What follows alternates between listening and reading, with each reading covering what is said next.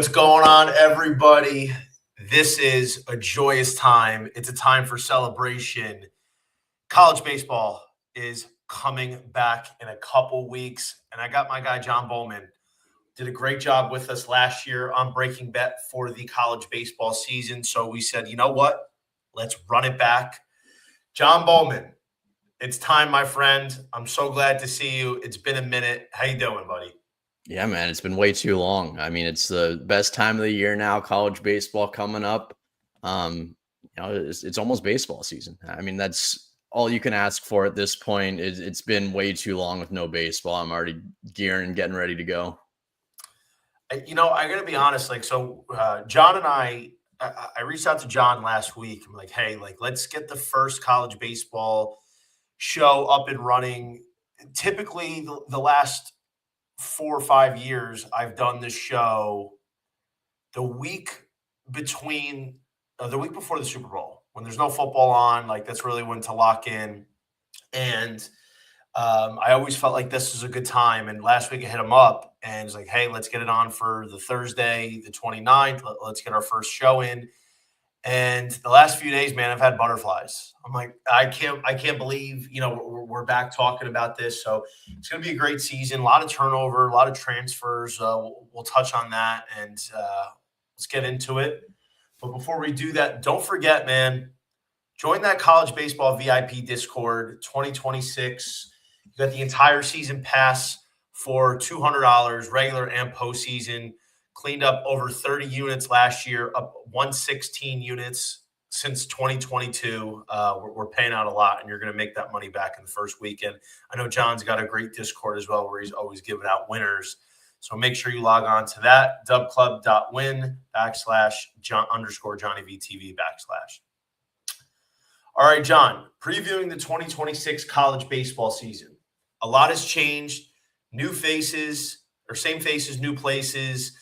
Some teams that, didn't really get it done in recent years look like they're poised for the run in 2026. Some ups, some downs. Let's take a look at what to expect this year. We're talking some big-time transfers, teams that maybe weren't good last year that are due for a rebound, or vice versa. What are you looking at for the college baseball 26 season, the landscape, et cetera? Yeah, I mean, we got a taste last year of what college baseball with NIL and having rosters and paying players looks like. And, I think we got a lot of those underdog stories, out of the way, and we didn't have too many. That being said, we had Coastal Carolina make it all the way to the College World Series finals last year. I want to say they won 26 games in a row before losing in the finals to LSU, losing both games. But for the most part, I feel like we're going to have those big programs, the teams that are dishing out the money, that are going to be competing. The good thing about baseball is, you can play Moneyball in a sense. And now we've got these Moneyball schools as well, who are kind of just looking for efficient rosters. So it'll be really interesting to see, a lot of players transferring, a lot of new freshmen. So, I think for the most part, we're going to see a lot of the same. SEC playing really well, SEC getting deep in the College World Series, maybe even taking it home. But look out for those few Sunbelt teams as well. I mean, Coastal showed what a Sunbelt team is capable of doing last year. They obviously won the College World Series 10 years ago. Once again, that's in a different, era. But at the same time, a team like Southern Miss or, maybe one of these AAC teams could actually make a run this year. Yeah, I mean, look, man, the competitive balance with college baseball, with the transfers, we've seen some teams get richer. A couple of these other programs that are sitting in the middle of the odds board here, which we'll preview a little bit later in the show, are, I think they're interesting. And that's definitely why I felt like it's important for us to get a jump on this while the odds have been up for, I would say, a week and a half here. Haven't seen a ton of movement, but we'll definitely be diving deeper into that later in the show here. But in terms of the transfer portal, that's one of the big things that has really taken hold of not just college baseball, but college sports in general, man. And, there's some really big names that ended up switching places. I think most notably, we could probably say AJ Gracia left Duke to follow head coach Chris Pollard of Virginia. Again, one of these big-time coaching changes with Brian O'Connor leaving to go to Mississippi State. Now, Chris Pollard was great at Duke. Duke had a really good year last year, especially considering what they did in the second half. But he left for Virginia. He took he took 8 players from Duke with him. AJ Gracia and Kyle Johnson were 2 of them. But guys like AJ Gracia or Chris Hakopian from, I probably butchered his name, from Maryland to Texas A&M, just to name a couple. Henry Ford from UVA to Tennessee. Like, is there anybody outside of the Rock Chalowskis or the Justin Brons or the Drew Burses that you're really locking into this year? There were definitely a few, high profile transfers. A couple, that I just have in my notes. I mean, Zach Yorkie to LSU and Trent Caraway. Those are 2 big guys that made the move. Carson Tinney is one of the best catchers in the nation. Went from Notre Dame to Texas. Who else are we looking at? Aiden Teal was also one of those who was part of the exodus from UVA after O'Connor left. Mm-hmm. And yeah, I mean, I think that's, you mentioned Chris Hakopian. That's a good option as well. Joey Volchko, Matt Scott, Stanford to go to Georgia. Caden Aoki, Dylan Vigu. Like, there was a lot of guys that left their programs to go to Georgia. Wes Johnson doing a great job of really ransacking the transfer portal there. I mean, look, man, there's a lot of guys we could talk about. Jaron Advenchul left Cal to go to Georgia Tech. I'm just joined an already great offense, and now that's going to be even more dangerous in 2026. But outside of the transfer portals, one guy I really loved watching last year, and we could have an entire show talking about big names to watch, guys we like, draft prospects, et cetera. And, we'll touch on that throughout the season. But the guy that I really am excited to watch this year, there's one guy I'll give you on offense, one guy I'll give you on the mound. Jackson Flora from UC Santa Barbara is one guy that I couldn't get enough of last year. And he was a starter for most of the year, but he had a couple appearances where he came out of the bullpen.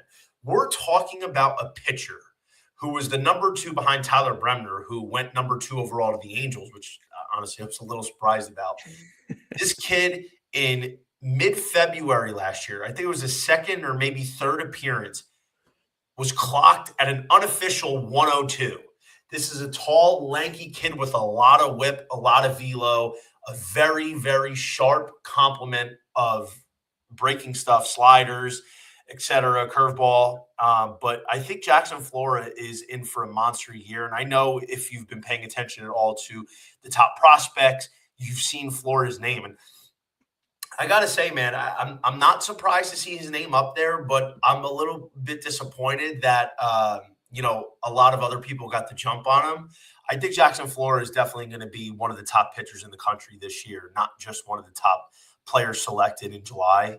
I feel like Jackson Flora is in line for a monster season. And last season, while there's a high ceiling, there was a few starts where he got rocked. Like, he had a bad stretch of 3 or 4 in a row where he just couldn't seem to find the plate. And he didn't really walk a ton of guys. But also with the thing with Flora is he was susceptible to the long ball a little bit. So if he could kind of wrangle that in 2026, I feel like we're going to see a massive stride from Flora, really cement himself as one of the country's top arms and ultimately one of the best arms to come out of the draft here. Yeah, definitely. I mean, he's one of the, some of the best raw tools from a pitcher in the nation. He did have some trouble last year. Like, the consistency was a problem, but he's also young. A lot of these young guys have the talent, they have the stuff, but it takes a little bit to become a pitcher. Like, it's not like Paul Skeens was out here, ripping 1.5 ERAs his entire college career. Granted, he was also hitting when he first started playing, so, wasn't totally focusing on pitching, but at the same time, these guys don't just come in and dominate. I mean, maybe like a guy like a Dylan Volantis, but it would be very difficult for him to put up that number again. And then another, mid-major, I guess you could say, guy, Cam Flukie, we saw from Coastal Carolina last year, how dominant he was, even with just his fastball. So, watch out for a guy like that. Those 2 guys, you said Bremner went number 2 overall. Like, just because these teams are mid majors, like, they have the talent that these big teams do. It's just the depth that they might lack. But they can compete. Like we saw Coastal Carolina make it all the way to the finals last year, and absolutely running through competition. I don't think they lost a game up until the College World Series finals. Yeah. And offensively, like I said, you got Burris, you got LeBron, you got Burris, LeBron, Rock Chalowski, a bunch of these guys that obviously are top 5, top 10 picks this year, most likely. There's a couple like Sawyer Strohsnyder. He's projected top 10, draft eligible sophomore. TCU was a superstar last year. If TCU makes a move this year, he's going to have a big part of it. But a guy who I feel like has kind of fallen down the draft board a little bit. And to be honest, like in the middle of last year, I felt this is a legitimate top 5 potential, like ceiling for the 2026 draft. That's Danny Cuvée from Miami, dude. Like, this kid is the reincarnation of Johnny Morales. Daniel Cuvée has the same trait of Johnny Morales to single-handedly carry the Miami offense. This is a dude with immense power.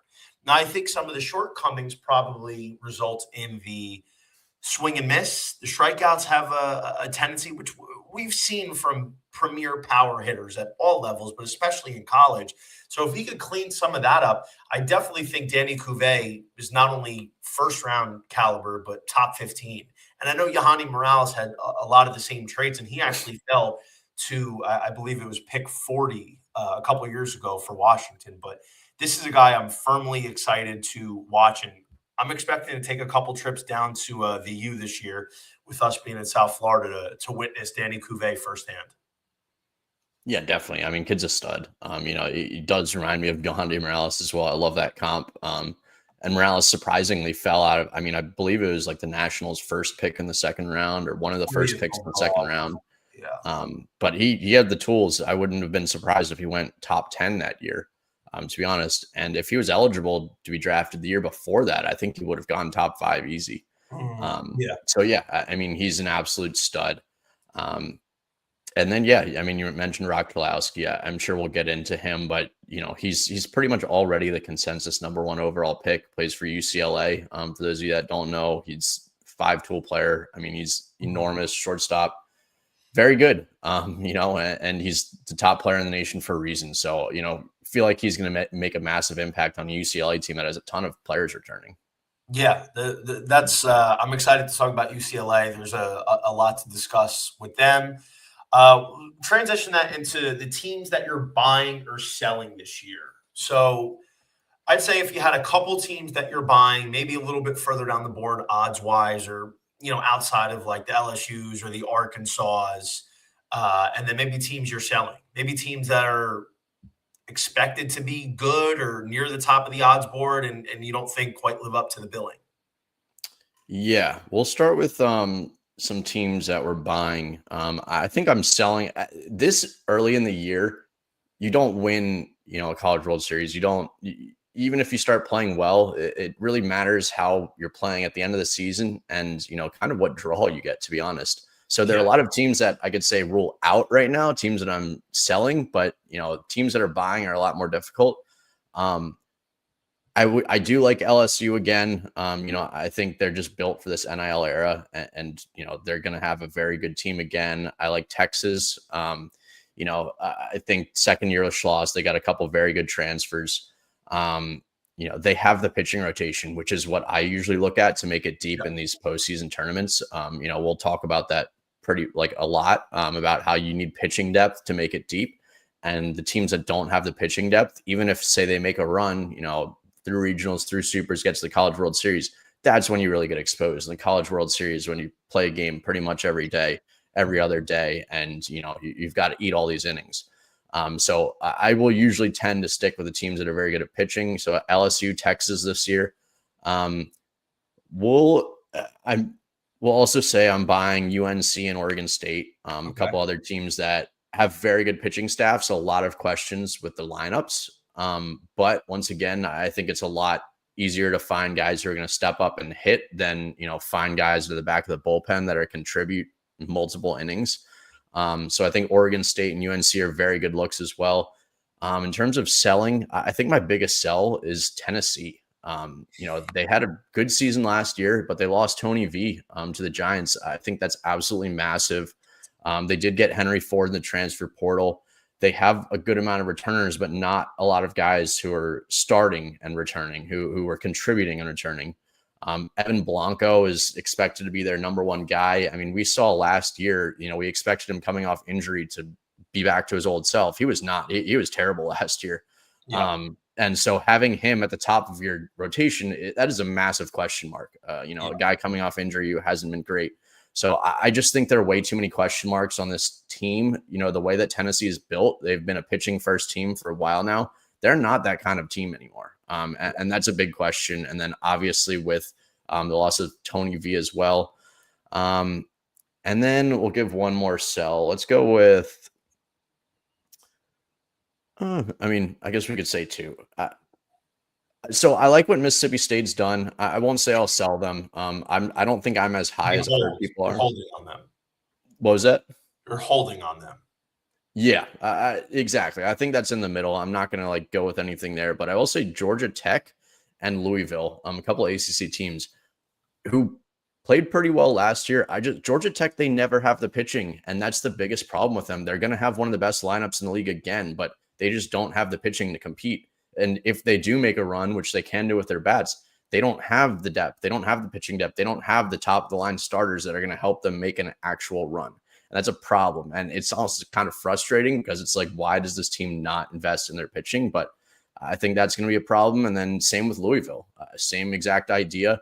They are returning a couple starters, but their problem last year was their pitching as well. And they did make a run to the College World Series, but I don't think they were a very good team in doing that. And, maybe they do something like that again, but they won't win anything big with how their pitching staff has been and how it's lining up.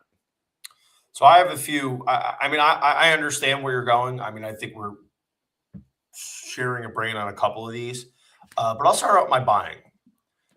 I'm buying Florida. I think the Gators are going to be really good. I wasn't. Before I really started diving into it for the 2026 season, look, the hardest thing about college baseball is the turnover. It's hard to keep track of who's going, who's coming in, and now with the transfers, it's a lot. And the transfer portal is big. There was a whole situation where Kevin O'Sullivan stepped away from the team for a little while. They lose Chuck Giralman, which is a pretty big loss. That was their guy, man. Under Kevin O'Sullivan, Chuck Giralman was a mainstay at Florida. And now he went to Tennessee to be the top assistant for now head coach Josh Elander. But ultimately, the Florida Gators, it was a weird year. Like they had a lot of ups and downs. And even in a season where they didn't look like the Gators of old, they still made it to a regional. They were 500 in SEC play, and you could tell with the injuries they were playing with, the just, I guess, underperformance of some of their key guys, they still found a way to get into a regional against a team that ultimately ended up going to the College World Series finals in Coastal Carolina. But if we're looking at the Gators here, man, you get Cade Curlin back. That's huge. Cade Curlin's their spark plug. He missed virtually half the season. Blake Sear, it was a little bit of a down year for him. I know he had some issues going on there. So those two guys coming back are huge. You have Kyle Jones, who was a star at Stetson a couple of years ago, ASUN Freshman of the Year, I believe. Ethan Surwick from Ole Miss. This is the dark horse to look out for. This kid's got pop. This kid's got a lot of buzz surrounding him from the summer leagues and even in the fall. And that's not including some of the other guys like Brendan Lawson, who had a big year last year. Carson Bowen came in from TCU. So I think the lineup, while you lose a Brody Donay, you lose a Bobby Boser, these are still guys in this lineup that I feel like can put out an offense that's capable of scoring in bunches, especially when they gel and figure it out. And then on the pitching side, that's their bread and butter. Liam Peterson and Aiden King, I don't know if they're the best 1-2 combo in the country, but if they aren't, they're damn near close. this Florida pitching staff could ultimately be one of the top 5 staffs in the country because they bring in Russell Sandifer from UCF. This is a guy who had a really good year last year. It was 3.38 ERA, 49 Ks to 19 walks in 50 2/3. UCF plays in the Big 12. They face good competition. This is a guy of talent. They bring in Cooper Walls from Hawaii. I know Hawaii was a really good point of contention. Cooper Walls ended up being the best pitcher on the Hawaii staff last year, but you don't get the publicity because they don't go first pitch until midnight every night. So, like, it was tough to watch Hawaii. I had to stay up till like 3 a.m. to watch Hawaii. You still got Luke McNally coming back. They bring in Ricky Reith from Notre Dame, a grad. Jackson Barbary's coming back. Christian Rodriguez. Like, there's a lot of talent in this Florida pitching staff. And I think the offense is going to be solid, man. So Florida is definitely a buy. I think Kentucky, for me, is a team that I'm really looking at. I hated Kentucky last year. I hated them the year before. I felt like a regression in 25 was coming after the, let's call it what it is, the overachieving 24 season they had. But look, at the end of the day, I'm trying to be objective here. And I think Kentucky's a real sleeper this year. I think this Wildcats team can be very good. Tyler Bell is a stud. This is a potential top 15 pick. This is a guy who I really have a lot of affinity for as a player. They have a really good pitching staff, believe it or not. And the fact that it's pretty deep suggests that they have a shot to really make a run for the SEC title this year. And honestly, make it to Omaha. Ben Cleaver's back. Nate Harris. Jackson Jelkins, a sleeper. He was really good at Houston a couple years ago. Missed all of last year with an injury. Jack Bennett from Western Kentucky was really good last year. They have some guys in the pen. So, I got to be honest. I think Kentucky's definitely a team that I'm looking at to be able to make a run and possibly go back to Omaha like they did a couple years ago. Thoughts on Auburn? We're going to get to Auburn in a bit. My guy, Crutch, friend of the show, long time, very great college baseball mind. Love having Crutch on, coming into the podcast here. What's up, brother? And last team that I'll talk about as a buy is Oregon State. I was hard on Oregon State last year. I think there's probably a lot of Beaver fans that hate me because I, quite frankly, didn't buy them as a team that I felt.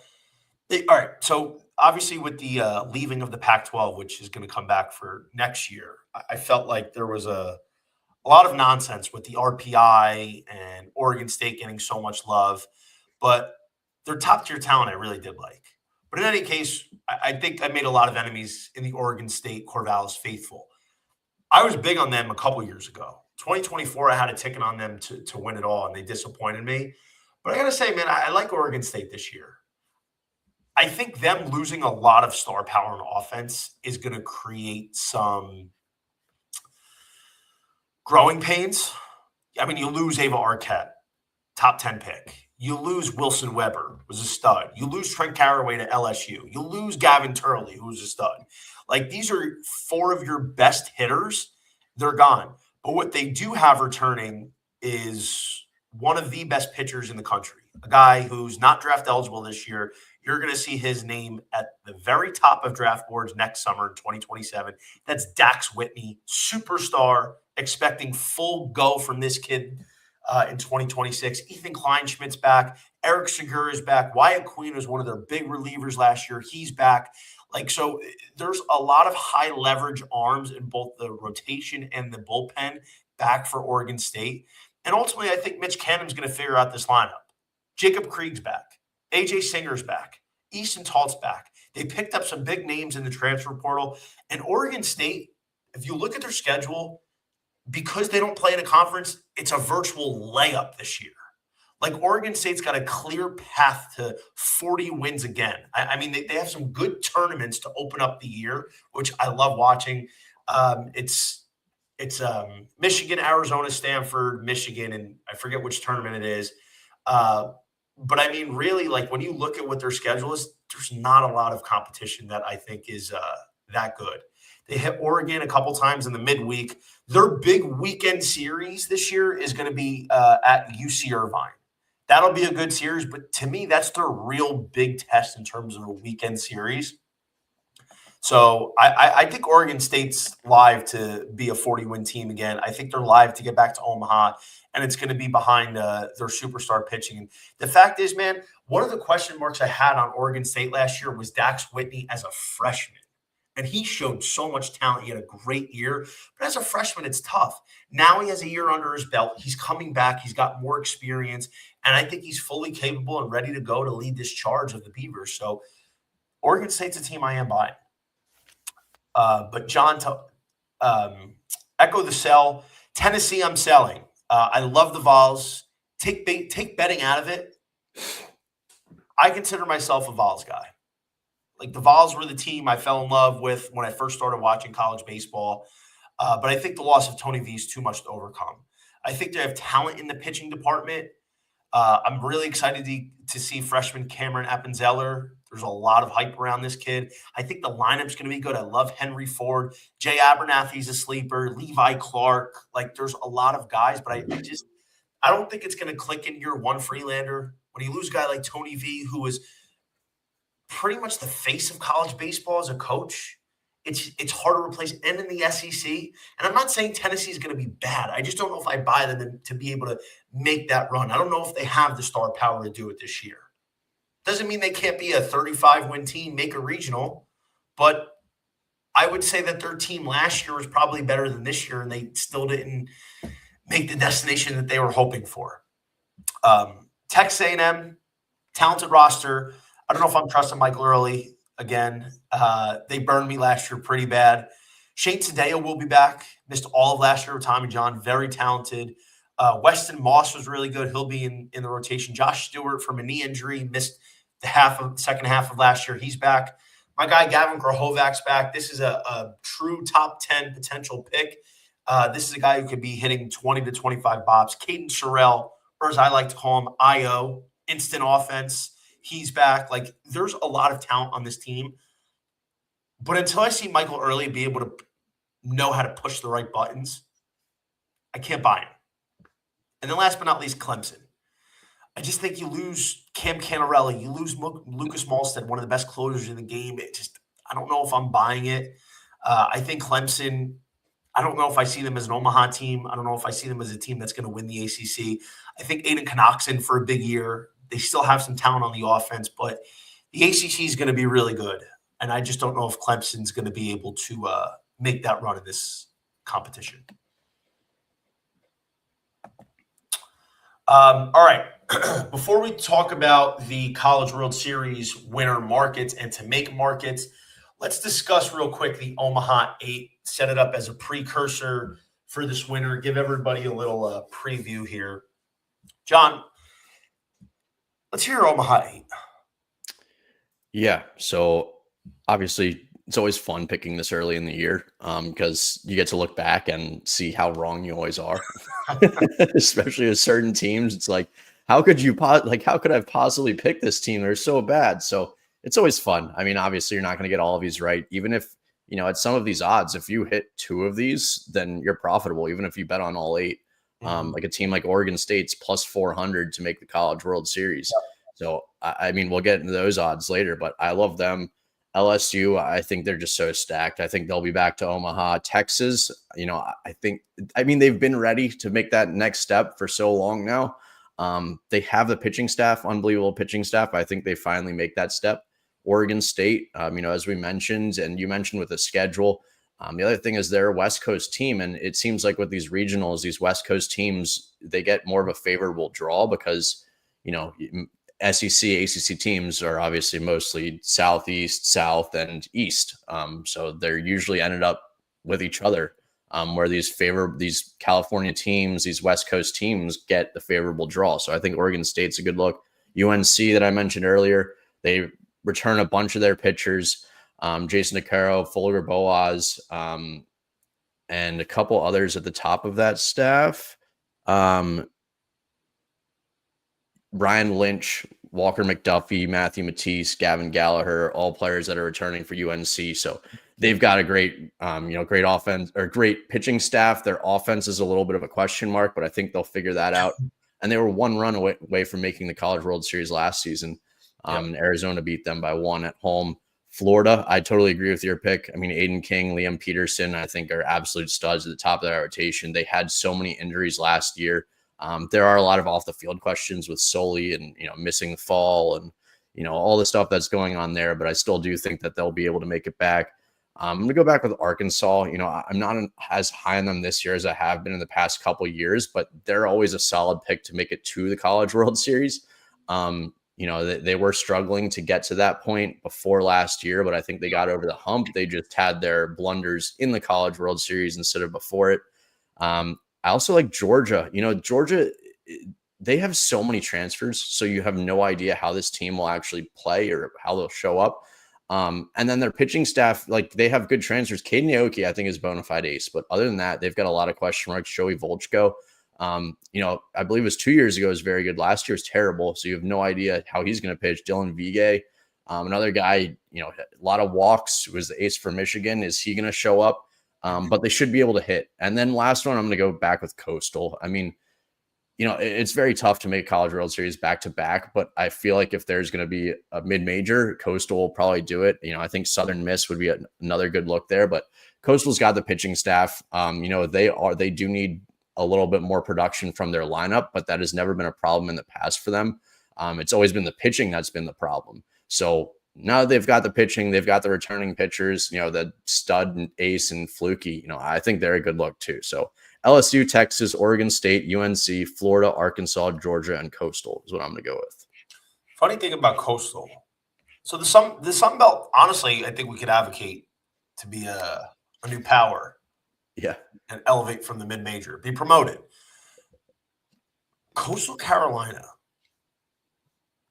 this team lucked out so much in their scheduling.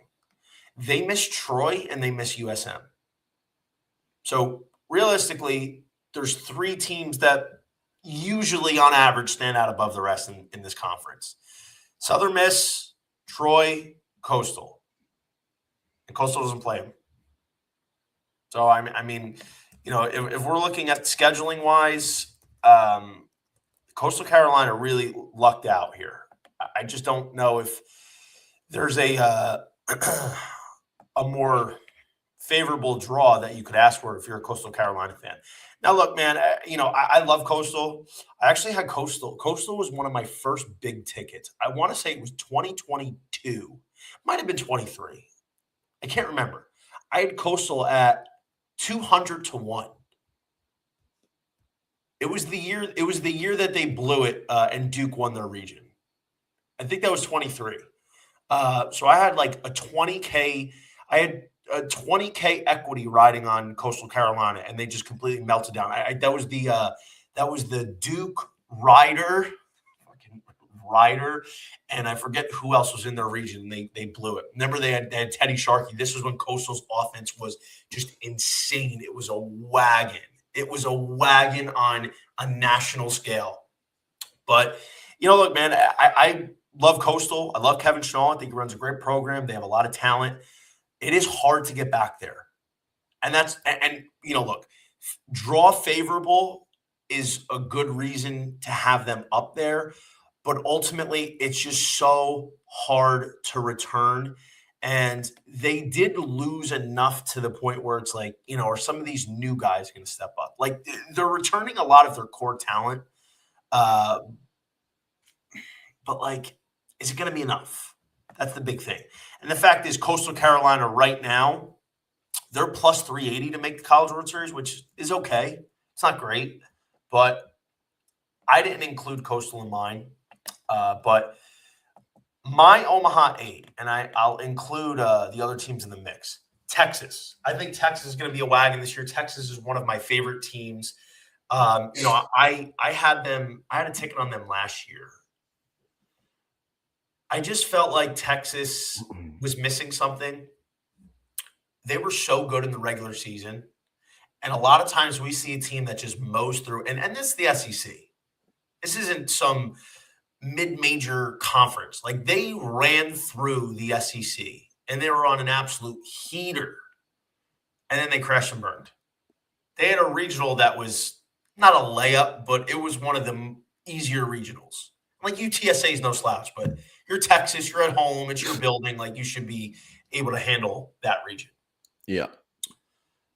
Even though they lose Jared Spencer, who I really liked last year, and it's a shame he got hurt, and that kind of threw a whole wrinkle into their rotation, and it ultimately translated.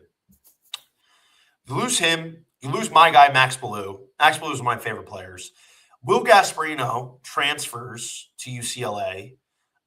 They lose a couple other guys, but I think the Texas roster is going to be really, really good this year. You bring in Carson Tinney from Notre Dame. That's a big-time get, especially a catcher.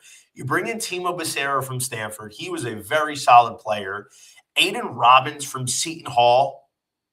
Seton Hall, Big East, doesn't get enough love. This is a real dog. And you bring in a couple other guys from different colleges, but I got to tell you, you bring in Adrian Rodriguez, who's definitely somebody that's going to be high on a draft board. Ethan Mendoza, Casey Borba, these guys are returning, and they were really good last year. The guy who I'm really excited for on their offense, Jonah Williams, the two-sport athlete, the football player. This kid didn't really start getting into the baseball swing until like mid to late last year. Only 60 plate appearances, but if he can take a jump this year, because he's a sick athlete, and he looks like he could be ready to break out this year in his first full-time year. I think this offense is going to be really good. They got some big-time transfers and a few big guys returning. But their pitching, if one question mark is answered on their pitching, I think they're a legitimate threat to win it all this year. Can Dylan Volantis, who was one of the best pitchers in the country last year, absolutely electric, lights out in the bullpen as the closer, can he make the successful jump to not just the weekend rotation, but the Friday night spot? I think he can. And if he ultimately does, and then you're trotting Luke Harrison out there as a Saturday guy who's fully healthy and recovering from, I believe it was TJ a couple years ago, who had a really good year, by the way. Jason Flores, a lot of buzz about him this fall. Brett Crossland, big-time freshman coming in. And then you got Riojas, who's still in the mix as the Sunday guy.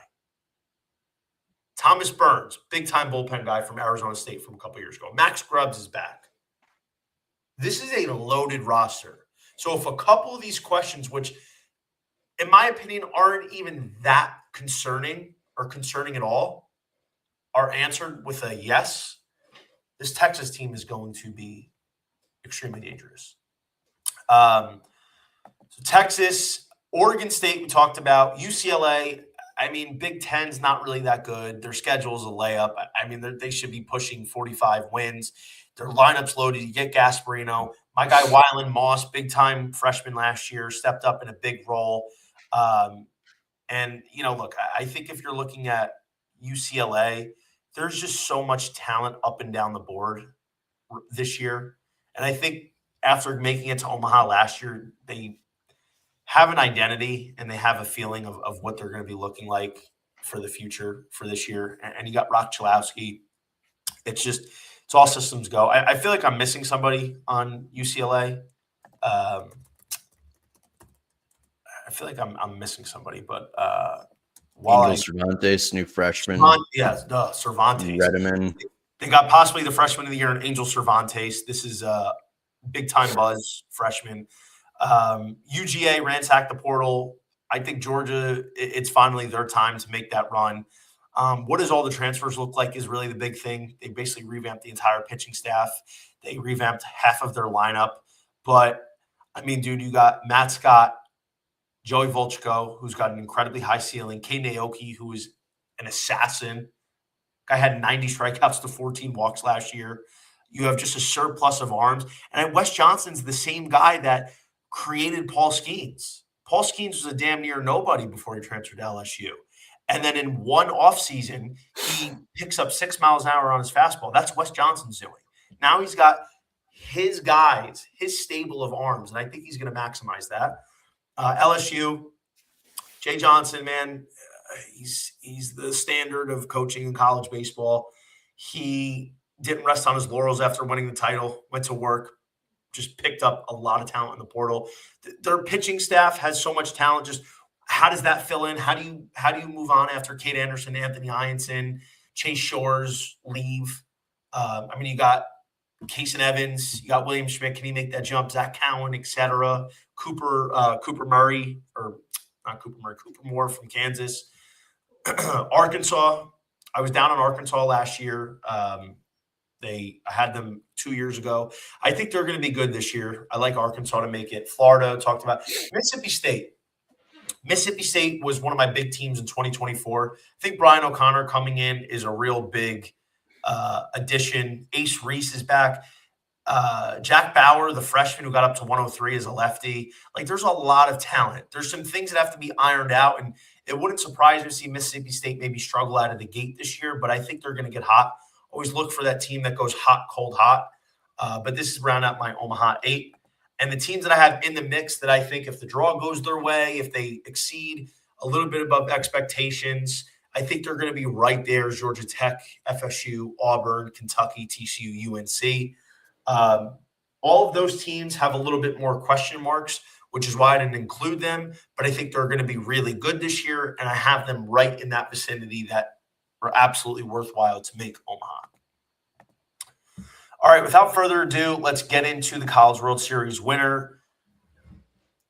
John, we're not going to divulge every single pick we have, but give me some value on the board and give me one team that you like to win it all this year. Yeah, for sure. I'll preface this by saying I don't love playing teams to win the College World Series preseason. If I do, I'll make one, maybe two plays, and you're like this too, Johnny, where you'll see teams throughout the season. And, if they check off certain boxes, then you'll add, something on them. Mm-hmm. I'm like that as well. I think in college baseball, also, the odds really don't move that entire first month of the season. So you can still get some really good value after seeing these teams play. So I'm going to lead off with that. That being said, a couple teams we already talked about, but, I'm going to go back to Oregon State here. Plus 3,000, I think that's great odds. Dax Whitney, Ethan Kleinschmidt, the top of that rotation. We do need to see that lineup and see how good they are. But Oregon State has never been, I guess last year they were, built in that lineup as well, but they've always been a pitching first team. And I think that's their strength. I think plus 3,000 with the way that their draw usually ends up, they get those West Coast teams. They're not in a conference. I think those are amazing odds for a team like that, and for a team that's got, maybe the best 1-2 punch in college baseball. Yeah, I as soon as the odds dropped a couple weeks ago, I made a mental note of teams that are in my portfolio. I had about 5 or 6, and I've only made one play. And I'll share that. And I tweeted it out after I did it.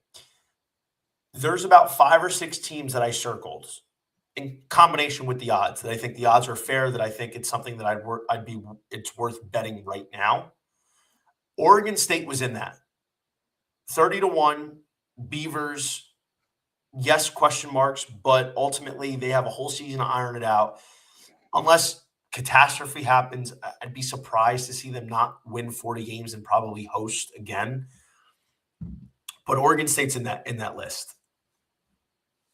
The team that I bet, the one futures ticket I am currently holding, and if you saw my tweet a couple weeks ago, then you'll know what it is.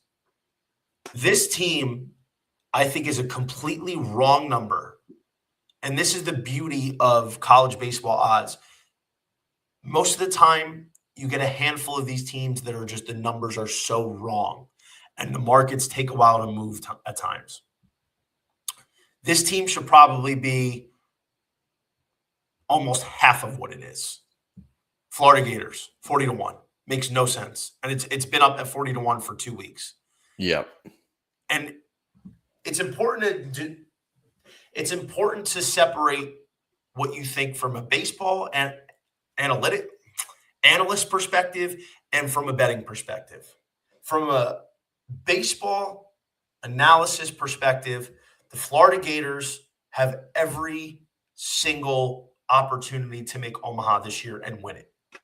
They have the roster, they have the coach, they have the pedigree, and they're hungry from last year. And most importantly, they have the pitching. We've seen every year the team that wins it has at least good pitching and deep pitching.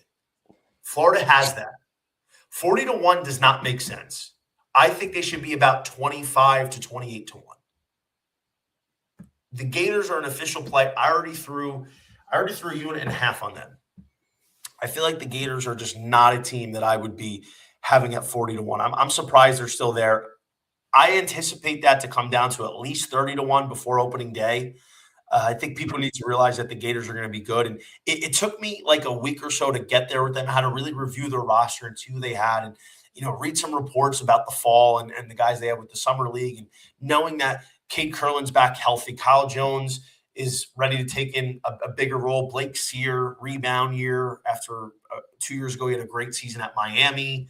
And just some of the distractions that they had.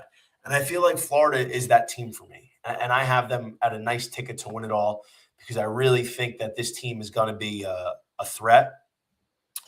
And then the team that I'm looking to definitely buy in on as one of my teams to add to the portfolio is going to be Texas at 15-1. I just think Texas is destined for an amazing year. And I think 15-1 is fair. I think 15-1 is right on the money.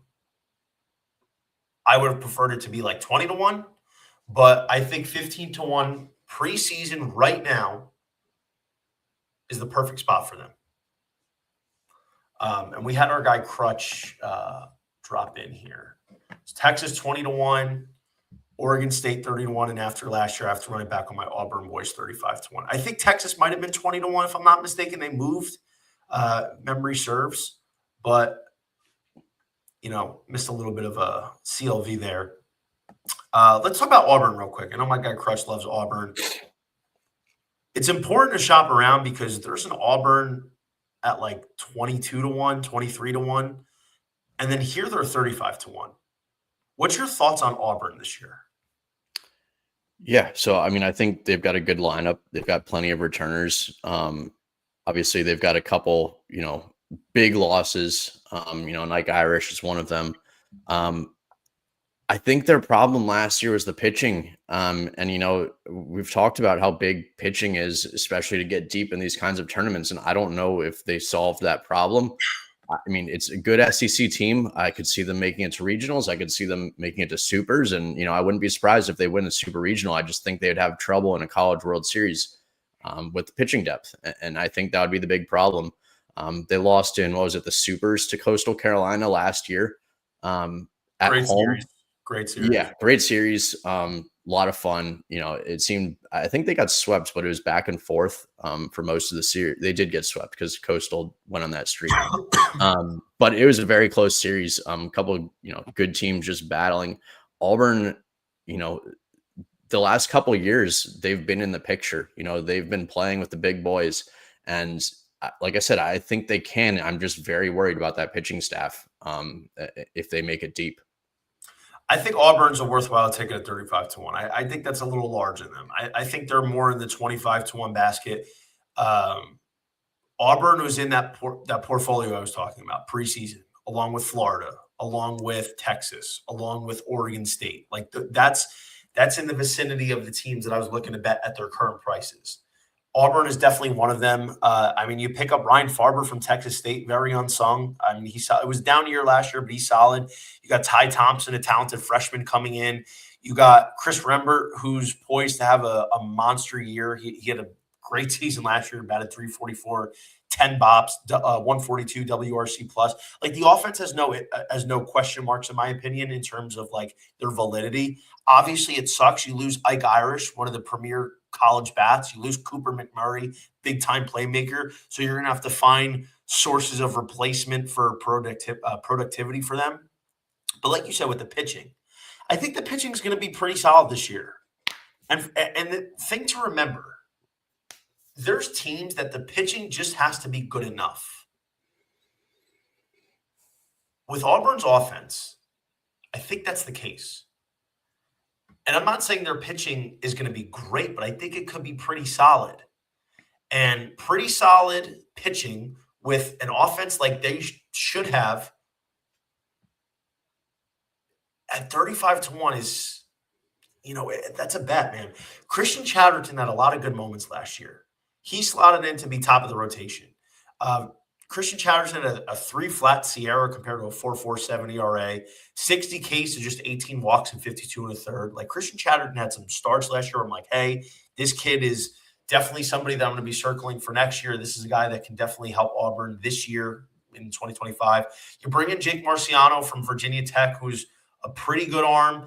I mean, he had a 6.08 ERA last year, but he had a 3.11 Sierra, and Sierra is really good, especially in evaluating pitchers, not just for futures, but game-to-game matchups when you're handicapping throughout the year. Like Sierra takes out a lot of the factors in the luck and some of the other nuances of ERA and fielding. So it provides a more accurate picture. It's another guy at 71 Ks to 18 walks and 60 and 2/3. And then you get one of my guys who I really liked watching because I bet on them a decent amount was Western Kentucky. Western Kentucky had really good pitching last year, and they secured one of their top arms in Drew Whalen, who had 81 and 2/3 innings, a 3.53 ERA, 90 Ks to 31 walks. I mean, that's really good, man. And they have a couple guys in the bullpen that they're excited about. They bring in Mason Koch, who missed all of last year and was pretty good at Creighton in 2024. So I think this is an Auburn team that I have hopes for. I have high hopes for. Yeah, Drew Whalen, CUSA Pitcher of the Year, lead the staff. So there's a lot of hope for Auburn. So I like that call by Crutch. I know he had a big ticket on them last year. I think Auburn's live. That's why I had them in my mix to make Omaha. Like if that pitching staff takes the step, I think they're going to be one of those teams that can be hosting a super regional again and get through this time. All right, let's move on here. To make the College World Series, any numbers that stand out? Because, John, I know this is a tough market. Like, it's fun to have up, but the odds really aren't that good, especially in a having to wait 6 months type of scenario. Yeah. So I've got 6 teams that I wrote down, but really 5 with the odds that I like. LSU, I mean, anything for LSU at plus money, I think that's a good look. I think in more than half the time they'd make it back to the College World Series. This team is just so stacked, and they can do it year after year, especially with the transfer portal and where NIL is at right now. Texas, we've talked about them plus 175. I think that's a great look with their pitching staff. I think, I said earlier, I think they can finally make that next step. UNC plus 275, got to see some hitters come out of that, lineup. Got to see some guys contribute, but they've got a lot of pitching returners. And, I've mentioned how much I value those pitching returners. And once they were 1 run away from it last year, Oregon State plus 400, I think is pretty wild. We talked about them already, but I think that's a great look. And then Florida plus 450. I mean, you were talking about Florida, but once again, those returning starting pitchers, Liam Peterson, Aiden King, Luke McNelly. You mentioned how injured they were last year. I think they were down to like their 3rd or 4th catcher, to the point where I wanted to say one of their position players was playing catcher in regionals. So they were extremely hurt, and they still made regionals and were able to somewhat compete in regionals. The 6th team is Georgia plus 165. I hate those odds, to be honest. I think Georgia's a good look for the Omaha 8, but I hate those odds. So those first 5, LSU, Texas, UNC, Oregon State, and Florida would be my looks. You get rinsed on the odds because there's teams that should be way further down the board. I mean, I'm not really big into taking sub 4 to 1s this early. Like, I like Auburn, but 350, I don't love. It's okay, I guess. Like, that's just solid. If we're looking a little bit beyond that, I think Oregon State, Georgia Tech are good plays. Florida 450, obviously. Kentucky 5 to 1. I'd like to see them a little bit closer to 657. But Kentucky at 5 to 1 is solid. And then I'd probably ignore everybody else. But I got to tell you, man, a team I'm really interested, and we'll talk about this a little bit later. Kansas. I think the Kansas Jayhawks have a really interesting approach for this year. I think there's going to be a lot to like about them. So I think Kansas 12 to 1 is probably my favorite long shot. Kansas should not be 12 to 1. Kansas should probably be closer to like 850 in my opinion. But I think with Kansas being as good as or as talented as they are, I feel like we have an opportunity here to potentially create some value. All right, John, let's dive in here to the preview for Power Four. So start with the SEC. Is there anybody that's standing out at the current price? Sorry, I spaced out. So no, I mean, once again, just to remind everybody, this is regular season wins. This isn't to win the conference tournament. So that's obviously very important to note. It's just like, whoever has the most wins in the regular season, whoever wins the regular season title. I'm not going to bet on the SEC. There's so many good teams, man. And the way that they beat up on each other, you can be 1-2 wins away. I mean, we saw Texas. Texas is obviously a good team last year. I didn't think that they were going to be that dominant in the SEC. So I'm just staying away from the SEC. There's so many good teams, and any of these teams, like just the tiniest bit of a margin, and they could win. So I'm staying away from these odds. I'll share. Last night, I was just looking on DraftKings, and I noticed they put the conference odds up, and I took a peek, and immediately under SEC, one number really stood out to me. Texas was 10-1 last night. Wednesday, January 28th, Texas was 10-1 at the Open. By Thursday afternoon, they're 7-1. I jumped on that at 10-1 real quick. I felt like that was a bad number. It was going to move. And understand, it's hard to win back-to-back years. Like for any conference, it's hard to win back-to-back years. Texas won, would they win 22 games last year? Something insane like that. Let me just confirm. Texas. Let me just confirm.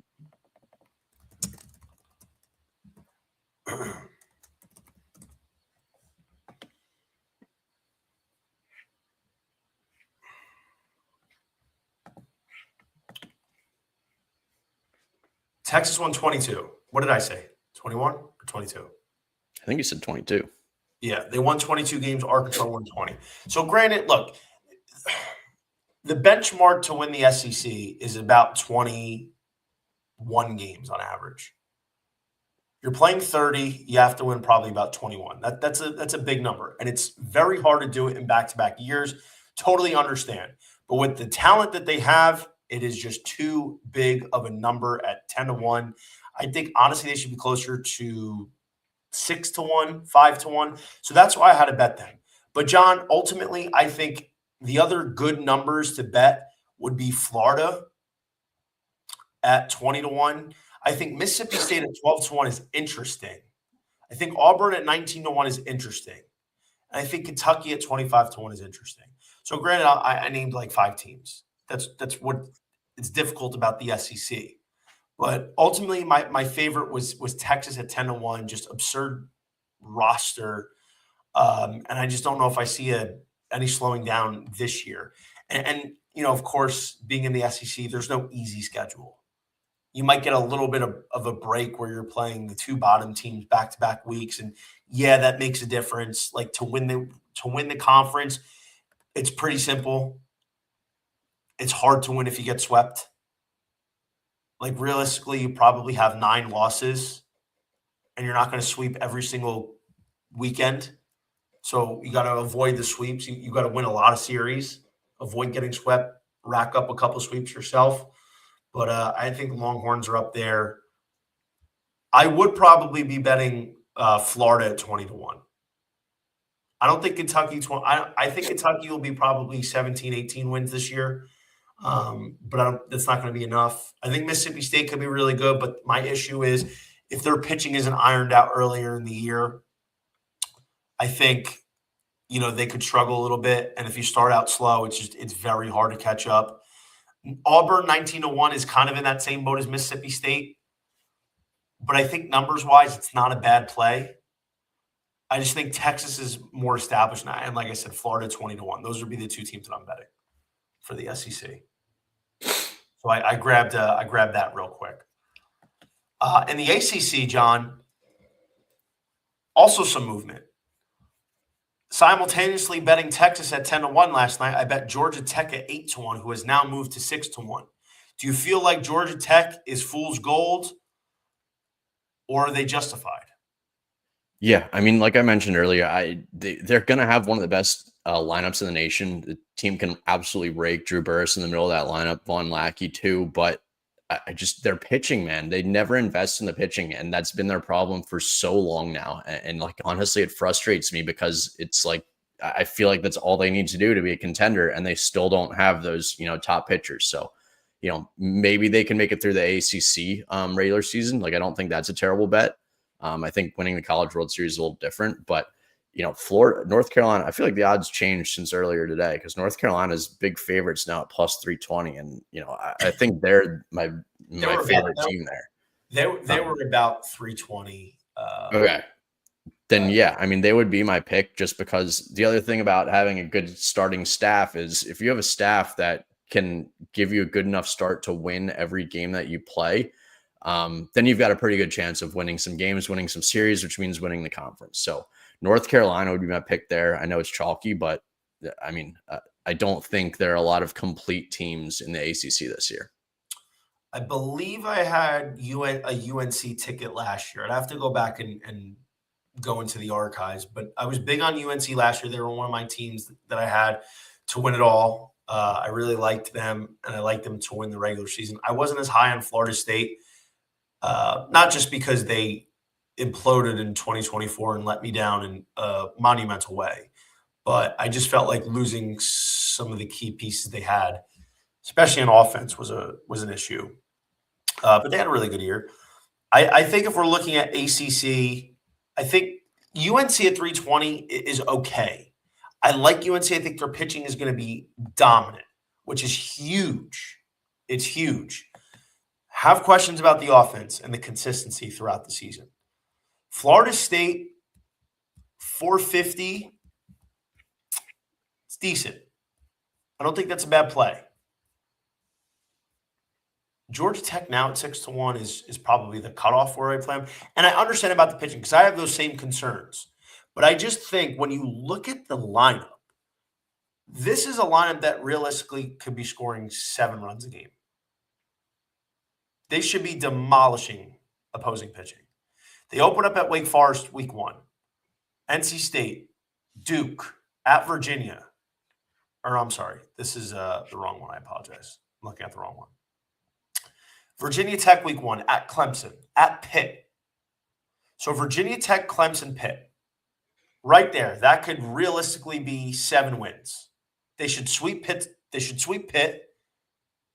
Probably give them 2 out of 3 Virginia Tech. Brett Renfro on Friday nights for Virginia Tech. That kid's a stud. That is definitely a game that I might be looking at Virginia Tech, especially if Virginia Tech on the road is a big dog. At Clemson, I think Clemson realistically is going to pose a problem with Aiden Canuck, but they play in a bandbox.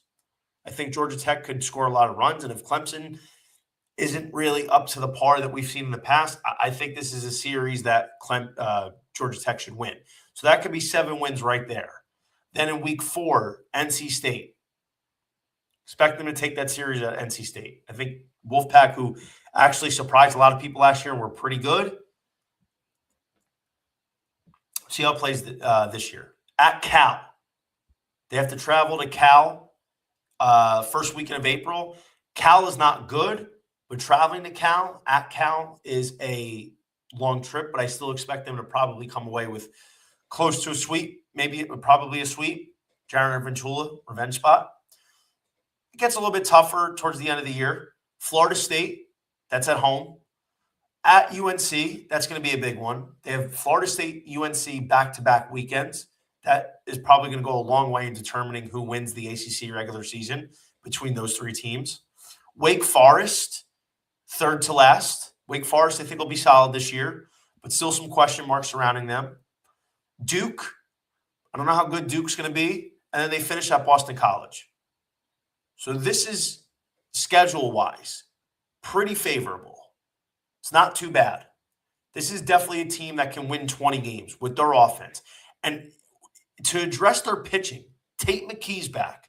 Tate McKee, yes, has some inconsistencies, but at the end of the day last year, 80 innings, a 3.82 Sierra, 83 Ks with 38 walks.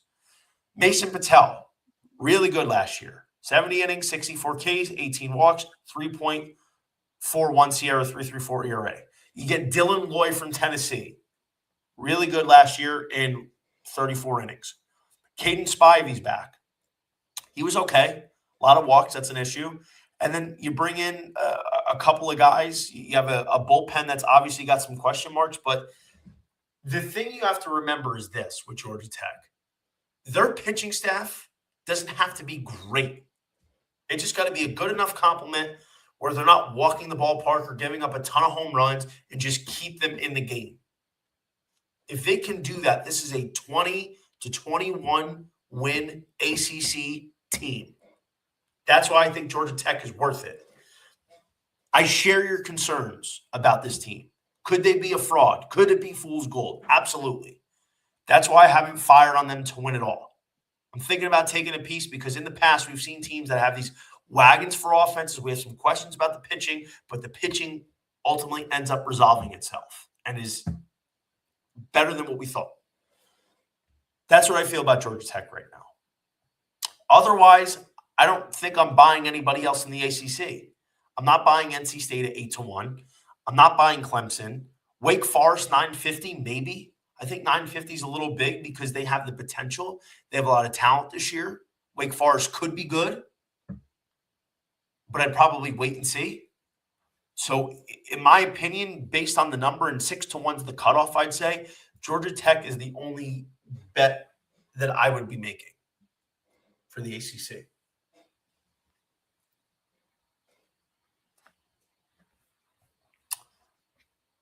Big 12. Big 12 is interesting. You have two teams at 4-1 in TCU and Arizona. Oklahoma State 5-1, Arizona State 550, West Virginia 6-1, UC, and then it drops off to UCF at 11-1. John, do you think TCU runs away with it, or is there somebody else down the board that we should be keeping an eye on? No, I think this is always a tough conference. I think TCU is the most well-rounded team. They've got Tommy Lepore and Stroh-Snyder, the two cornerstones of that offense and the pitching staff. And obviously you can build around those guys. That being said, Arizona obviously made the College World Series last year. They're a very good team. They have Kramkowski at the top of their rotation. They've got a couple very good pitchers returning. Oklahoma State, I don't know why they're that high, to be honest. I mean, we saw how brutal they were last year. They do have some talent, but I don't think their odds should be that high. Arizona State, their pitching staff is always a problem. West Virginia was unbelievable last year, but we kind of, people thought they were frauds because they didn't play many good teams, and we kind of saw that in the regional. I think Kansas, like you mentioned earlier, would be good odds. Maybe Cincinnati because they always seem to play well at home. But this conference is just always so wide open that I think most of these odds are pretty good. If I were to bet, I would probably go TCU or long shot Kansas. Yeah, I agree. Look, man, TCU, I have question marks surrounding TCU. I think they're going to be a good team. I think they have top end talent. I think it's a roster that if everything clicks, they're definitely Omaha caliber. But my problem is if it doesn't click, then I think they're basically a repeat of last year. And if I'm not mistaken, they went 2-Q in the Oregon State Regional last year. You got Lucas Franco, big-time freshman coming in. Noah Franco's back, Franco brothers. Sawyer Stroh-Snyder, superstar, top 10 perennial stud, like no doubt there. Chase Brunson, stud, coming back. Like this offense should be good. Is it top heavy perhaps? Maybe. I mean, you got Rob Liddington from INCW coming in. He had 15 homers and 360 average last year. Is there a gap from the top of the lineup to the bottom, which we see in a lot of teams? But on the flip side, on the mound, Tommy Laporte, Big 12 pitcher of the year caliber, really good a season ago. Expect the same thing again this year. Mason Brassfield is a guy that really has to step up for them. Like Mason Brassfield had a 4.11 ERA, and we're talking Big 12. Like 4.11 in college baseball is not bad. In the Big 12, you're hoping it's a little bit better for your Saturday guy. 61 in the third, 67 Ks to 23 walks.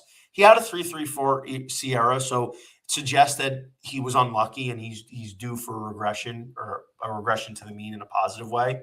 So I would say realistically, if that can iron out and Noah Franco gets back to pitching and is good and some of their bullpen guys that could pan out, I don't know if I'm running to the window to bet TCU at 4-1 though. That's my thing.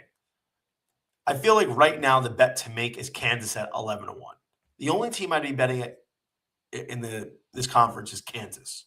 I think 11-1 is too big on them. They have enough talent, and I think they're being slept on, quite frankly. I think Kansas is a team that can definitely flirt with the opportunity to win 19 games in this conference. Because if we've looked at in past years in the Big 12 standings at the end of the season, regular season that is, the 19-20 win threshold is where you got to be in order to get it done. And obviously West Virginia missed a couple games last year. I think was it that Oklahoma State series where like there was wildfires because like the winds were 60 miles an hour? Something, or was that 2 years ago? I don't remember. But realistically, like 19-20 wins in the Big 12, you're in the conversation to be the champion of the conference. So Kansas 11-1, they have the talent. Dom Vagley, I expect them to take a step forward this year. Potential Big 12 player of the year in Brady Ballinger. Like the talent's there for them. And they picked up some big time transfers. They have some juice going into this year. So I think Kansas 11-1 is the only bet.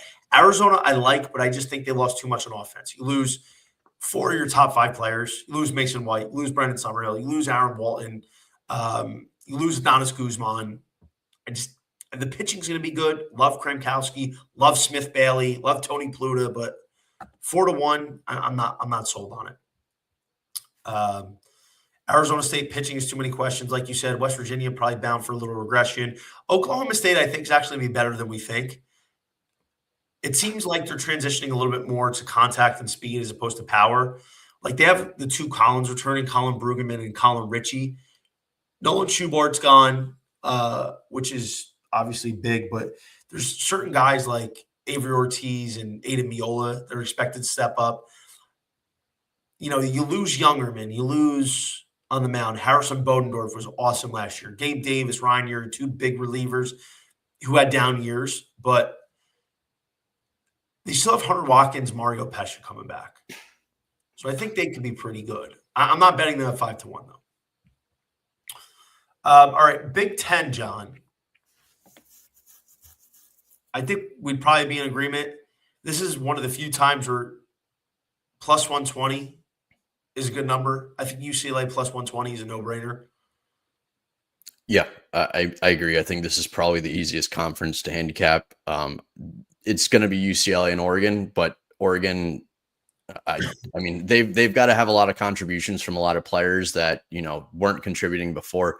UCLA is by far the big favorite, but it's going to be one of those top 2 teams, and I think it's UCLA by a mile. The thing is, like USC, I think is going to take a step back. You lose Caden Aoki,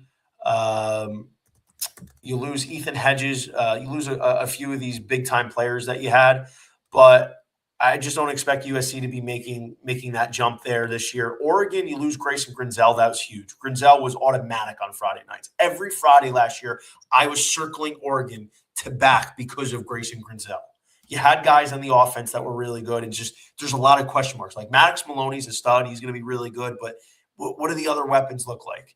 I think plus 120 at UCLA, that's one I'd be firing on. It just sucks that DraftKings doesn't let you parlay these because I'd definitely be parlaying them. So I think ultimately this is a UCLA or pass. would there be any other team down the board that you'd like? No, not in this conference. I think it's going to be UCLA easy in this conference. If we see someone come out of nowhere, it's going to be Oregon, and they're not really coming out of nowhere. But I think it's UCLA easy. Yeah, for sure. Real quick before we wrap up here, though, John, let's hit these mid majors. For some reason, Sun Belt's not there. AAC, ECU, or are we going with your team Tulane at 8-1? Yeah, I mean, I love the odds at Tulane. ECU is going to be a good team again this year. They had a serious down year last year. UTSA, I think they'll be solid. I don't think they'll be able to repeat last year. I think Tulane is the value pick here. And I think ECU is the chalk for a reason. So if we're going to pick one, I would go one of those two. I'll tell you what, though. Tulane, I think, is solid. I'm feeling Charlotte this year. Hearing a lot of buzz about Charlotte. Yeah. They have a team that can really contend and be possibly one of these mid majors that makes Omaha, or not Omaha, makes the field of 64 and makes some noise in a regional. I think Charlotte at plus 750 is a team I'm circling. I'm not running to the window at 240 to buy UTSA, not running to the window for East Carolina at 150. I want to see them before I start betting them. Florida Atlantic, you lose Trey Beard, lose a couple of key guys, 650. Everybody else I wouldn't be looking at. I think for me, it's just Charlotte or Tulane. I think one of those two has a really good chance to make that run this year. Big West, it's always really a 3-team race between UCI, Santa Barbara, and Cal Poly. Do you see enough value anywhere outside of UC Irvine to bet against them? No, I mean, I think we saw last year that they're a very complete team. Like you mentioned, it's usually multiple options in this conference. You see Santa Barbara is a good team. They had the pitching last year. They just couldn't hit, and that was the big problem for them. They wouldn't win any of the big series. They just couldn't get on a run. Cal Poly kind of came out of nowhere and were very good. I mean, Fullerton is always a solid program. Hawaii, they have such a massive home field advantage that they could be a good look. And I mean, Long Beach State, massive odds. They were pretty good a couple years ago, but they've really fallen off a bit. But yeah, I don't love the odds in this one. I think I would go with Irvine or Santa Barbara, but they're just too big of favorites for me here. Yeah, Cal Poly was interesting last year for sure. Hawaii, I really want to be good, but offensively they were very challenged. I think Santa Barbara, it's fun because they can pitch, but the issue is they can't hit. Their big hitter's gone from last year. LaTrey McCollum, he's out. So it's really hard to look at that. And with UC Irvine, you have one of my favorite pitchers in the country in Ricky Ojeda. Like, that's a dude, man. Ricky Ojeda is a dude. That's a horse. That's a guy that's a Swiss Army knife. If you got to have him throw out there for a start or you need him in 4 innings of relief, like, he's your guy. I love me some Ricky Ojeda. Their pitching is going to be good this year. But my concern with Irvine and why I'm not really backing them in the futures market to make Omaha a surprise team, A, it's tough for West Coast teams to do it. It's how it is. And B, they got rinsed on offense. They had an offense last year, but they lose Anthony Martinez. They lose Colin Yeman, Jacob McCombs, and Chase Call. 4 of their 5 best hitters gone. That's tough to replace. Irvine's a great program, so I'm sure they'll find a way to pick up the pieces. But when you lose half of your lineup, and it is a dangerous half, it's tough to replace. I'm probably not running to the window, but I think I like Irvine at plus 120 here. I'm not in love with it, though. Last but not least, Conference USA. It's the last year before DBU departs to the Pac-12, the newly formed Pac-12. It's the only conference that has a minus sign in front of it. Yeah. Who would we be betting other than DBU? I think DBU is the team to bet. No, I think it's there for a reason. I mean, Liberty, Louisiana Tech have been solid teams, solid programs in the past. I think Louisiana Tech, I don't know if they'll do it this year, but they should get back to where they have been the past couple of years, winning around 40 games. Liberty is a solid team, but last year they couldn't hit. They had some good pitching. Western Kentucky, I believe I heard they have 30 players leave. like A lot. I, And they lost basically their entire staff, their entire weekend yeah. rotation. They lose Ryan Weidman, who's a Ryan Weidman was insane last year. Yeah, so like an absurd number like that, they got absolutely gutted. Amazing year last year, but I don't think they'll be able to come anywhere close to it. And DBU, I'm honestly not very high on DBU. Like this probably won't be one of their better teams, but they, they're still the favorite for a reason. They're the best team and the best program in this conference. I think it's up there for a reason, and I might end up betting it just, because they deserve that number. They honestly should be higher. I think maybe like more like minus 200. Yeah, I think DBU is a solid play here. I'd be surprised to see them not win. I just think and the problem is with odds, like it's a big gap between minus 130 and plus 550 is the 1 and the 2 in the conference odds. But Western Kentucky's up there. And I'm not saying they won't have a solid team this year, but that's based off of last year. Like, oh, Western Kentucky was good last year. So they're going to be the second best team this year. It's not always the case. I think DBU is going to be solid. Like they're still the Dallas Bombers, but it's definitely a lot of turnover. But let's see Dallas Bombers have a good year otherwise, and fail to really make an impact in the tournament if they get there. Sorry, I had the wrong one up. But John, look, man, I think this is an awesome kickoff show to the 2026 season. One thing that we did not talk about because we do not have a market for, and hopefully we do next week, is the Golden Spikes. So we'll get into a little bit more depth on certain teams next week, as well as Golden Spikes odds if we have them. This is an absolute pleasure, brother. Really appreciate you taking the time tonight. Anything you want to add to the viewers before we skedaddle? Yeah, no, I mean, just happy to, get back on here, talk some baseball, and we'll run it back next week. Absolutely. Looking forward to doing it same time next week, next Thursday. Guys, don't forget, lock into the 2026 College Baseball VIP Discord, giving out all the plays, regular season, postseason, futures, parlays, money lines, run lines, totals, every single thing you can imagine. And the off chance we get player props, which we sometimes do, we'll be getting those as well. Go to dubclub.win/_JohnnyVTV /. Everybody, thank you so much for spending your Thursday night with us. We will see you again next week. We are so back.